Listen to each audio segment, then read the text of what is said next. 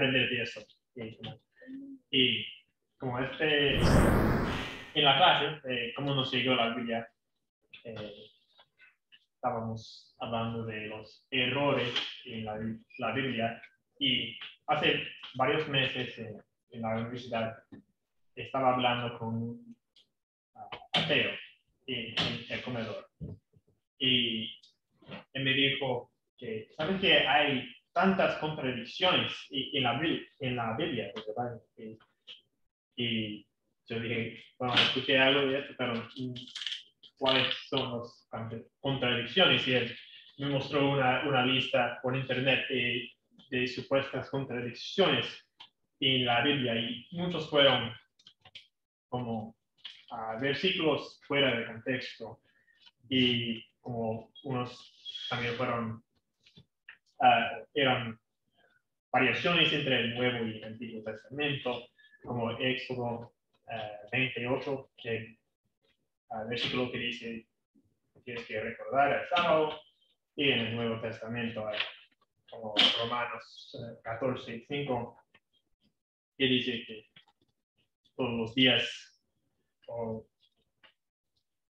dice como uno estima que un día es superior a otro, y dijeron que es una contradicción porque en el Antiguo Testamento tienes que recordar el sábado y en el Nuevo todos los días, bueno, no hay que recordar el sábado. Y fueron otros ejemplos de cosas así, cosas fuera de contexto, y como también versículos de la circuncisión, en el Antiguo Testamento tienes que ser circundado, en el Nuevo no. Pero otros ejemplos, bueno, un ejemplo fueron como las palabras de gente engañados contra la palabra de Dios. O quizás no de gente engañados, sino gente que están hablando como escépticos. Y yo creo que un ejemplo puede ser como un ejemplo de Eclesiastes 1:4 que dice que generación viene y viene una generación viene y otra, pero la tierra permanece para siempre.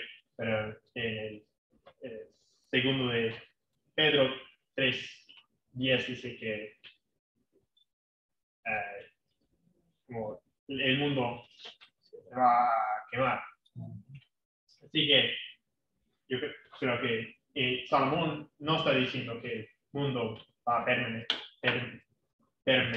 permanece para siempre, pero tienes que leer hasta el fin de Eclesiastés para aprender que sin Dios la vida es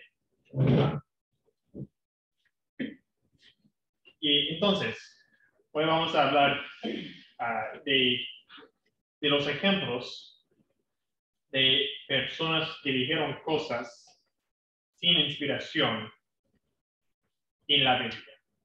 Entonces, ¿qué podemos aprender de los escépticos equivocados, engañados y engañadores en la Biblia?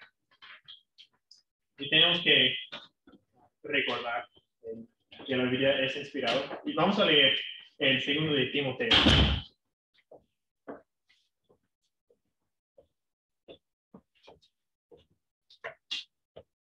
Y leer 3:16 al 17. Capítulo 3, segundo de Timoteo 3:16 al 17. Dice, toda escritura es inspirada por Dios y útil para enseñar, para reprender, para corregir, para instruir en justicia, a fin de que el hombre de Dios sea perfecto, equipado para toda buena obra. Así que la Biblia es inspirada por Dios, pero no cada palabra de gente o de cuál de cada personaje en la Biblia es inspirado por Dios, porque la Biblia es un libro con muchos personajes, y muchos de esos personajes no, están contra Dios, son como diablos, ¿verdad? Y sí, sabemos que la gente son mentirosos, fallables. Y mi tesis es que las palabras de los imperfectos, los fallables, los mentirosos y los engañadores y engañados en la Biblia pueden ayudarnos a aprender más cómo acercarnos a Dios, quien es infallable.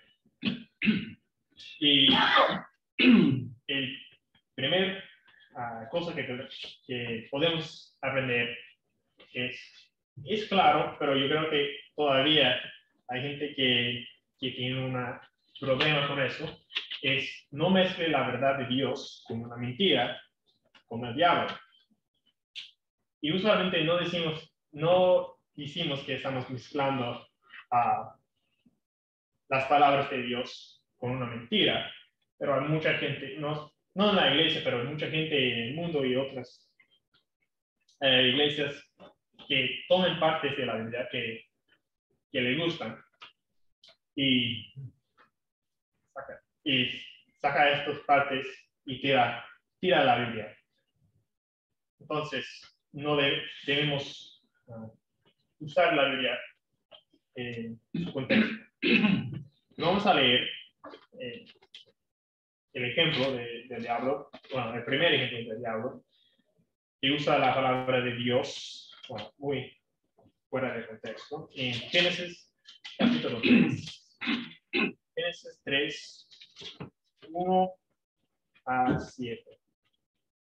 Dice, y la serpiente era más astuta que cualquiera de los animales del campo que el Señor Dios había hecho. Y dijo a la mujer, aunque Dios os ha dicho, no comeréis de ningún árbol del huerto. Y la mujer respondió a la serpiente, del fruto de los árboles del huerto podemos comer, pero del fruto del árbol que está en medio del huerto, ha dicho Dios, no comeréis de él, ni lo tocaréis, para que no muraréis. Y la serpiente dijo a la mujer, ciertamente no moriréis, pues Dios sabe que el día de que de él coméis, serán abiertos vuestros ojos y seréis como Dios, conociendo el bien y el mal. Cuando la mujer vio que el árbol era bueno para comer y que era agradable a los ojos y que el árbol era deseable para alcanzar sabiduría, tomó de su fruto y comió. Y dio también a su marido, que estaba con ella, y él comió. Entonces fueron abiertos los ojos de ambos y conocieron que estaban desnudos. Cosieron hojas de higuera y hicieron delantales. Así que vemos que aquí los ojos de Adán y Eva fueron abiertos. El diablo estaba diciendo la verdad, pero sabemos que no fuera todo la verdad. Y vemos en el versículo 8, y oyeron al Señor Dios que se paseaba en huerto a fresco del día, y el hombre y su mujer se escondieron de la presencia del Señor Dios entre los árboles del huerto. Y seguimos la consecuencia del pecado de Adán y Eva. Pero sí, vamos a leer, no todo esto, pero en el versículo 22, Génesis 3, 22. Dice, entonces el Señor Dios dijo, he aquí el hombre ha venido a ser como uno de nosotros, conociendo el bien y el mal. Cuidado ahora no vaya a extender su mano y tomar también del árbol de la vida, y coma y viva para siempre. Así que en la primera parte de este versículo, Dios admite que Satanás dijo en parte por la verdad. Y también el diablo hace la misma cosa con Dios o con Jesús en el Nuevo Testamento, en el desierto. La tentación de Jesús en Mateo capítulo 4.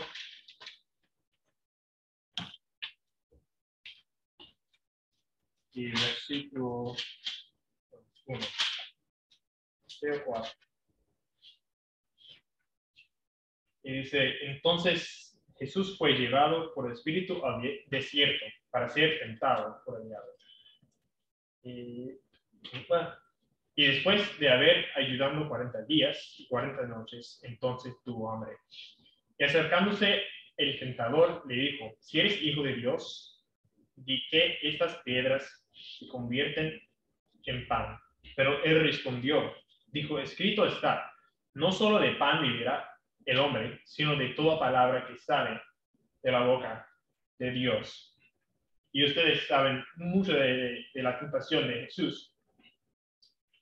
Y saben qué debemos hacer cuando el diablo está mezclando la verdad con una mentira. Debemos hacer como Jesús y usar el contexto y toda la Biblia para contestar a los que quieren sacar cosas de la Biblia y no toda la Biblia.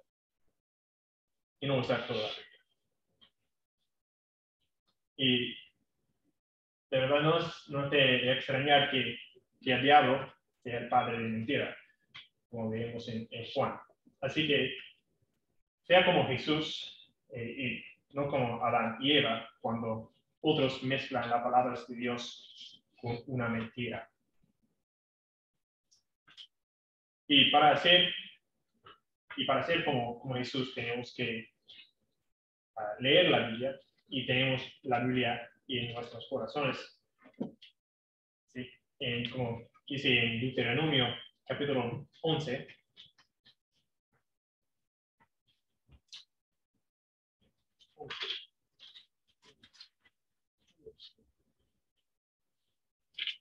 Y bueno, vamos a leer el versículo 1. Amarás pues al Señor tu Dios y guardarás siempre sus mandatos, sus estatutos, sus ordenanzas y sus mandamientos. Y si hacemos esto, no vamos a tener el mismo problema que Adán y Eva. Y el segundo de que podemos aprender de los palabras no inspirados en la Biblia es no invente su propio Dios y define su carácter como los amigos de Job. Y yo creo que Job es un buen ejemplo. Los amigos de Job son una buen ejemplo de que tenemos que tener cuidado cuando estamos leyendo la Biblia, porque parece que los amigos de Job están hablando la verdad hasta que el fin de Job, cuando Dios dice que no estaban hablando de la verdad. Y para mí el libro de Job es uno de los libros muy fascinantes de la Biblia porque es tan viejo y tan bien y tiene un ejemplo de una conversación entre el diablo y Dios en el principio. Todos ustedes sabemos la historia de Job, que Satanás fue a hablar con Dios y dijo, mira, Job está adorando a Dios porque tiene todo. De verdad, Dios dijo que puedes hacer cualquier cosa con Job que quieres, pero no puedes matar a Job. Y entonces después todos los hijos de Job morían y pues, todas sus riquezas y todo. Y también, como estaba hablando en la clase, estaba hasta su enfermedad, estaba usando las Tiestos para rascarse. es eso, para rascarse, sí, porque estaba en tanto dolor. Pero por todo de Job, Job sabe que no pecó, como sus amigos dijo que él estaba pecando, y las cosas que pasaron fueron las consecuencias de su pecado contra Dios, y que Dios estaba castigando a Job.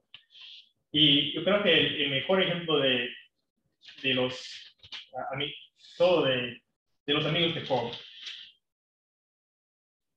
es el capítulo 8, las palabras de Bildad. Y aquí vamos a ver que Bildad tiene una idea de Dios. Bildad tiene su propio Dios. Dice, entonces respondió Bildad sujita y dijo, ¿hasta cuándo hablarás estas cosas? Y serán viento impetuoso las palabras de tu boca. ¿Acaso tuerce Dios la justicia? ¿O tuerce el Todopoderoso lo que es justo? Si tus hijos pecaron contra él, entonces él los entregó al poder de su transgresión. Si tú buscarás a Dios e implorarás la misericordia del Todopoderoso, si fueras puro y recto, ciertamente él se despertaría ahora en tu favor y restauraría tu justa condición. Aunque tu principio haya sido insignificante, con todo, tu final aumentará sobremanera. Pregunta, te ruego, a las generaciones pasadas y considera las cosas escudriñadas por sus padres, porque nosotros somos de ayer y nada sabemos, pues nuestros días sobre la tierra son como una sombra. No te instruirán ellos y te hablarán, y de sus corazones sacarán palabras. Puede crecer al papiro sin senegal. ¿Puede el junco crecer sin agua? Estando aún verde y sin cortar, con todo, se seca antes que cualquier otra planta. Así son las sendas de todos los que se olvidan de Dios. De la esperanza del impío perecerá, porque es frágil y su confianza y una tela de araña su seguridad. Y vamos a el versículo 19. Dice, he aquí, este es el gozo de su camino, y del polvo brotarán otros. He aquí, Dios no rechaza al íntegro, ni sostiene a los malhechadores. Aún ha de llenar de risa tu boca, y tus labios de gritos de júbilo. Los que te odian serán cubiertos. Vergüenza. Y la tienda de los impios no existirá más. Entonces aquí vemos que Bildad está seguro que Job pecó contra Dios. Y también está seguro que todas las cosas que pasaron por Job fueron el castigo de Dios. Y entonces vemos que Bildad tenía su propia idea del carácter de Dios. Y debemos tener cuidado de construir nuestro propio Dios, como Bildad y como nosotros amigos de Job. Porque cuando tenemos una idea del carácter de Dios, bueno, sin la Biblia o sin razón, construimos un ídolo, de verdad. No exactamente un ídolo de madera, pero un ídolo de Dios en nuestra mente. Y también podemos tener ídolos de muchas cosas en la Biblia, en la vida, como deportes, los famosos y todos. Pero yo creo que una cosa que mucha gente que son cristianos usualmente no tienen como ídolos, pero podemos hacer a veces como Bildad cuando tenemos una idea de Dios que no es verdad. Y usamos la idea de Dios que tenemos para justificar nuestras acciones. Entonces no debemos ser como Bildad. Y leemos al final de Job, en el 38 capítulo 38 y 39. No vamos a ver todo de 38 y 39, pero vemos al final como Dios está hablando con Job y hace muchas preguntas a Job. Y podemos ver que en verdad los humanos no tenemos una buena idea del universo y no sabemos nada de verdad. Y recordamos que debemos tener humildad y también fe en Dios, porque Él sabe todo del universo. Y al final de Job, como al capítulo 42, vamos a leer 42, versículos 7 a versículo 9. Y dice, y sucedió que después que el Señor habló estas palabras a Job, el Señor dijo a Elifaz Temanita, sea encendido mi ira contra ti y contra tus dos amigos, porque no habéis hablado de mí lo que es recto, como mi siervo Job. Y dice, ahora pues, tomad 7 novillos y 7 carneros, id a mi siervo Job, y ofreced holocausto por vosotros. Y mi siervo Job orará por vosotros, porque ciertamente a él atenderé para no hacer con vosotros conforme a vuestra insensatez, porque no habéis hablado de mí lo que es recto como mi siervo Job. Y Elifaz Temanita, y Bildad Suita, y Sofar Namitita, fueron y hicieron tal como el Señor les había dicho, y el Señor aceptó a Job. Entonces aquí vemos que los amigos de Job estaban hablando contra Dios, no contra Dios directamente, pero con su propia idea de Dios. Y vemos que tenían que ofrecer un sacrificio porque es pecado hablar así de Dios y construimos nuestros propios dioses. Y vemos en Job y los amigos no cuestionaron a Dios de manera correcta. Pero yo creo que tenemos un buen ejemplo de que podemos aprender más de Dios. Cuestionamos las cosas del mundo. Y el mejor ejemplo de esto, yo creo, es en Eclesiastés, con Salomón. Eclesiastés, en mi opinión, es mayormente un libro de un escéptico. Claro que hay muchas cosas en Eclesiastés que para mí son interesantes porque hasta el fin el último versículo de Eclesiastés, que dice que debemos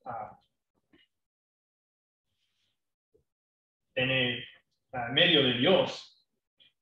Hay muchas cosas en Eclesiastés como vanidad de vanidades, y sabemos que no todo es en vano, si hay un Dios, pero vamos a leer de Eclesiastés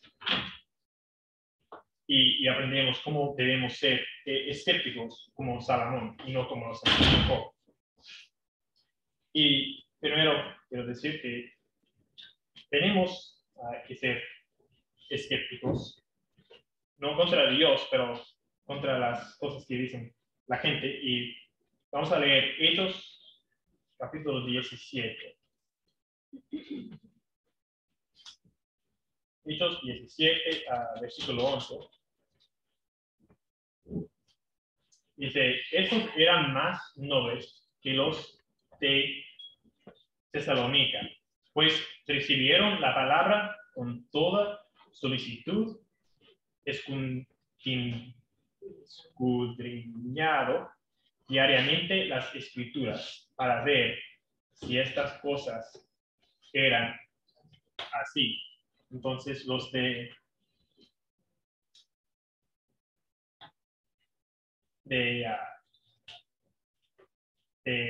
Berea fueron escépticos, no de Dios, pero de la gente que estaban predicando a Dios. Y yo creo que en el Viejo Testamento, Salomón fue como un escéptico. Y vamos a leer Eclesiastés capítulo 2. Bueno, vamos a leer comenzando en el versículo 1. Dice, dije yo en mi corazón, ven ahora, te probaré con el placer y diviértate. Y aquí también esto era vanidad. Dije de la risa, es locura. Y del placer, él logra esto. Consideré en mi corazón estimular mi cuerpo con el vino, mientras mi corazón me guiaba con sabiduría, de cómo echar mano de la insensatez hasta que pudiera ver qué hay de bueno bajo el cielo, que los hijos de los hombres hacen en los contados días de su vida. Engrandecí mis obras, me edifiqué casas, planté viñas para mí, me hice jardines y huertos y planté en ellos toda clase de árboles frutales. Me hice estanques de aguas para regar el bosque con árboles en pleno crecimiento. Compré esclavos y esclavas y tuve esclavos nacidos en casa. Tuve también ganados, vacas y ovejas, más que todos los que me persiguieron en Jerusalén.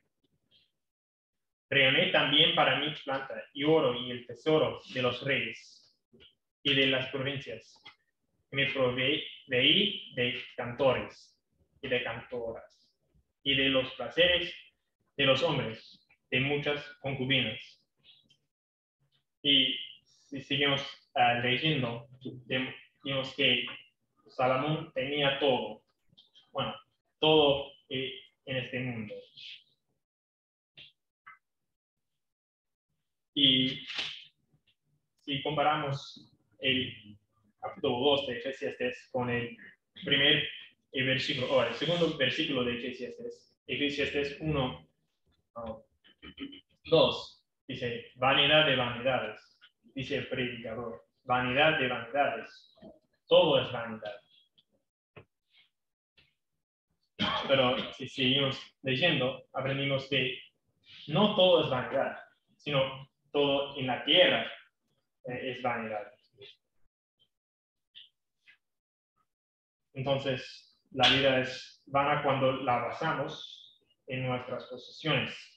La vida es vana cuando la basamos en drogarnos, como aquí dice que estaba bebiendo, y no entiendo aquí, como el versículo 3 dice, consideré en mi corazón estimular mi cuerpo con el vino, mientras mi corazón me guiaba con sabiduría.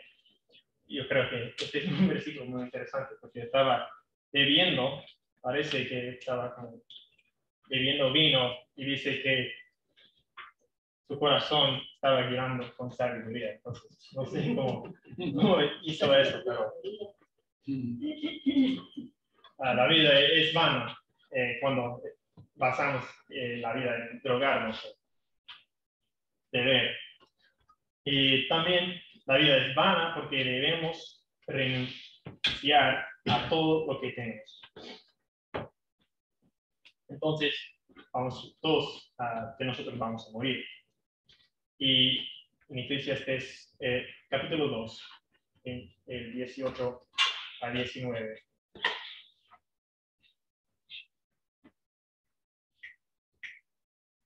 Y 18.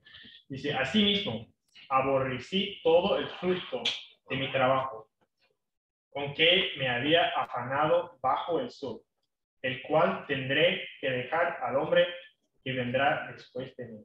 Entonces, tenemos que, aquí Salomón está diciendo que él va a morir.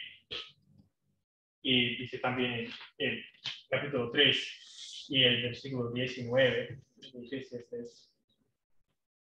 porque la suerte de los hijos de los hombres y la suerte de los animales es la misma. Como muere el uno, así muere el otro. Todos tienen un mismo aliento de vida. El hombre no tiene ventaja sobre los animales, porque todo es vanidad. Entonces, vemos que Salomón estaba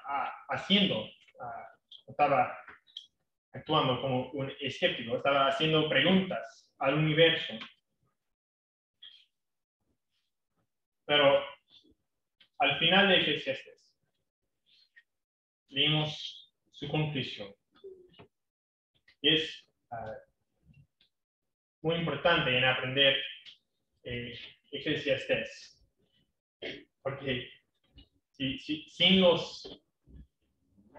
el último capítulo de Eclesiastes, parece que la vida es vana. Pero si vamos a leer Eclesiastes 12, versículo 13 a 14, dice, la conclusión, cuando todo se ha oído, es esta: teme a Dios y guarda sus mandamientos, porque esto concierne a toda persona, porque Dios traerá toda obra a juicio, junto con todo lo oculto, sea bueno o sea malo. Entonces, al final, la vida no carece de sentido debido a Dios. Entonces, en conclusión, tenemos que recordar que la vida es inspirada por Dios. Vamos a leer un versículo en el segundo Pedro, el 1:21. Dice, pues ninguna profecía fue dada jamás por un acto de voluntad humana, sino que hombres inspirados por el Espíritu Santo hablaron de parte de Dios.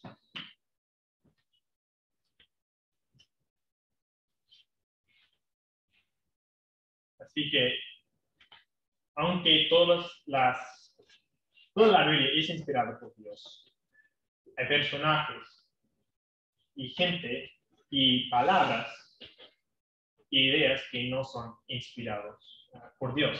Así que tenemos que leer toda la Biblia en su contexto.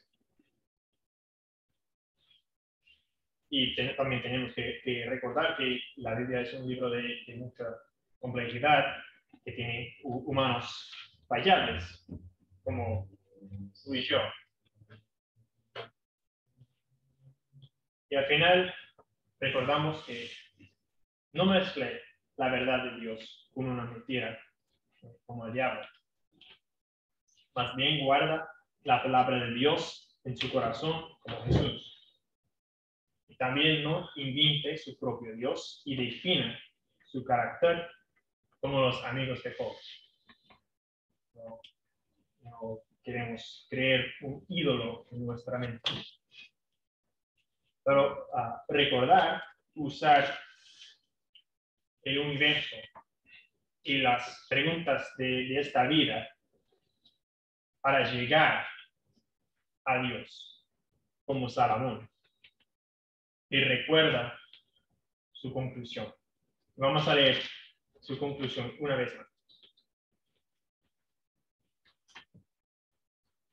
Eclesiastés 12,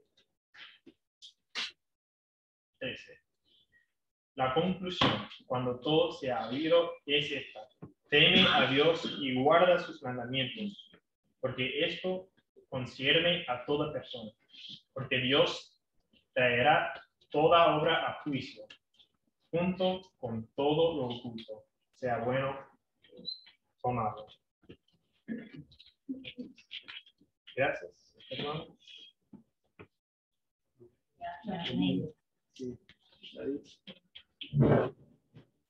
Sí, pero, ¿cuál fue el versículo que tú dijiste de segunda de Pedro?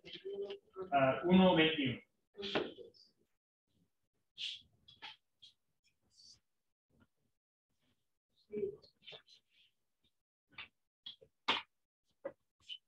Muchas gracias. Vamos a orar. Gracias, Señor, que tú nos amas, nos has dejado tu palabra, inspirada por el Espíritu Santo. Gracias aún por las cosas en la Biblia dichas por personas, hasta tus enemigos, que podamos aprender de lo que ellos dicen en tu palabra también. Ayúdanos, Señor, a usar bien tu palabra, siempre buscar las cosas en su contexto para aplicarlo bien a nuestra vida, darnos sabiduría. Gracias por Cyrus y por el mensaje que nos ha traído hoy. Cuídanos en esta semana hasta que nos vamos a ver. En el nombre de Jesús. Amén. Amén. Gracias, Cyrus.